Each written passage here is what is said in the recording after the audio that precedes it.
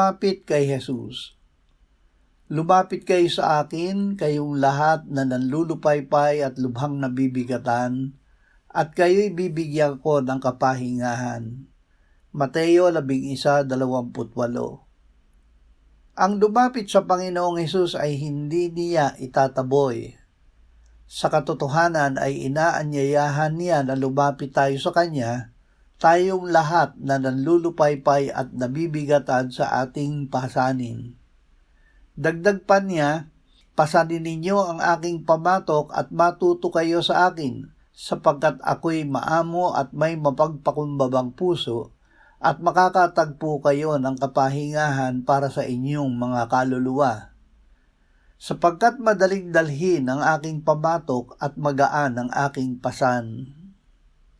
Panginoong Hesus, lumalapit kami sa iyo upang pasanin ang iyong pamatok at matuto sa iyo. Alalayan mo kami at huwag pahintulutang makilos. Amen.